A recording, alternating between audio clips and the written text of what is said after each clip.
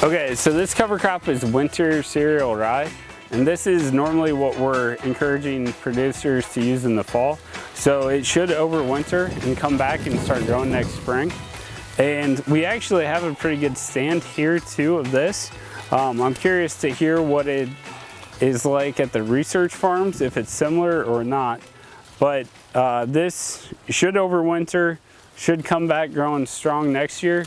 And I'm pretty impressed with how it's doing.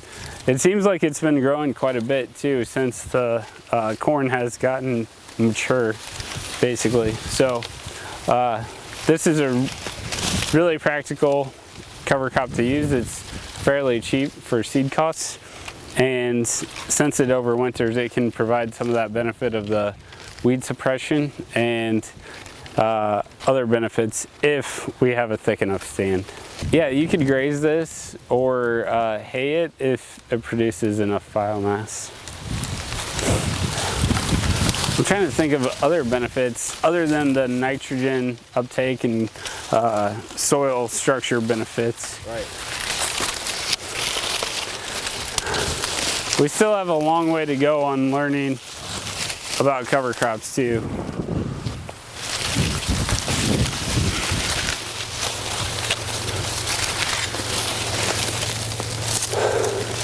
So out here we have cowpeas, and they're doing okay.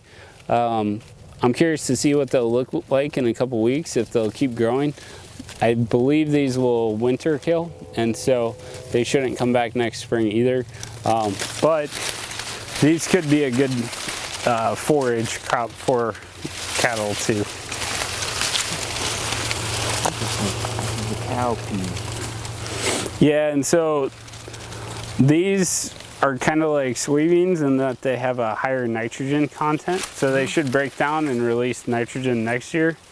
So I think some people are looking at these and they could have these and skip the rows over a little bit and plant on top of those, and hopefully the nitrogen becomes available sooner in the growing season for the following corn crop if you were to do corn on corn. Another thing people are looking at is they're talking about 60-inch row corn, and then they would, so this row wouldn't be here, you just double the population in these two rows, and so they'd have this whole area to plant to the cover crop, and then you could potentially produce a lot of biomass in that area, or shift over and do just what I was talking about, planting the corn in the other rows, and then there's hope that you could reduce your nitrogen rate by doing that the following year. But this is all theoretical right now. There's not a lot of research from the university that I know of on that. Okay, so out in here we planted annual rye. And we're not seeing a whole lot of it, and it's likely due to the herbicide that we used. And so the herbicide we used would have contained acetochlor and atrazine, and that usually controls annual rye fairly well. One of the reasons it was included in this is I was told it has good palatability for livestock and for cattle. And so that's one of the reasons why people would want to include that in. So, but it just didn't do well here. Red? Yeah, so this is red clover. We're not seeing a lot of it. And if you look further down, there's not much. I'm curious to see what the other farms had happen for this.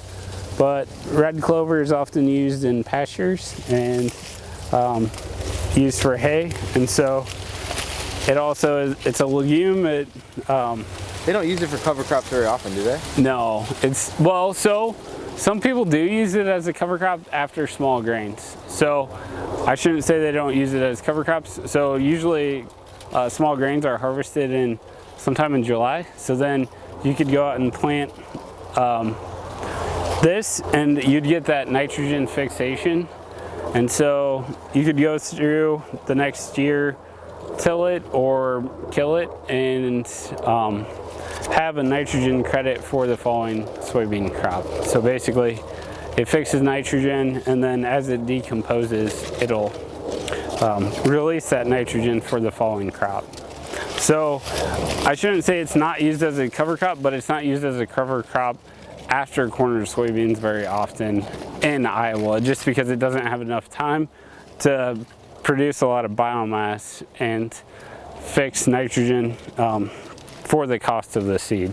So that's one thing that we're always looking at as the cost versus the benefit ratio. So out here you can see the clover, but it really didn't do well competing within the corn rows. Why do you think?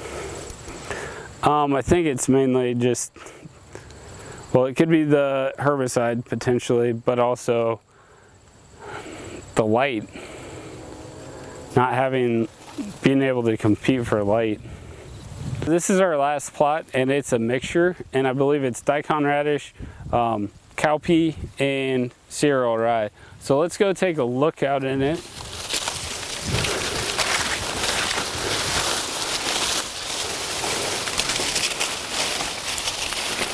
So it's a little sparse, but this is doing fairly well, and it could provide lots of benefits. And if we had issues with one of the crops, two of the other species might basically take over and do well for it.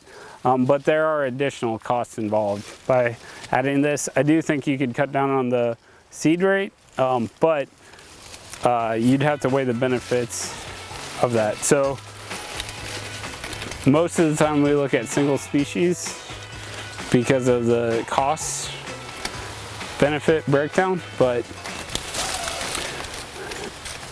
yeah, so this is what's going on. And one of the benefits to this, it seems like none of them got overly large, which is probably a good thing to an extent. If you have any questions about cover crops or the research going on at Iowa State, check out the link in the description. Yeah! All right.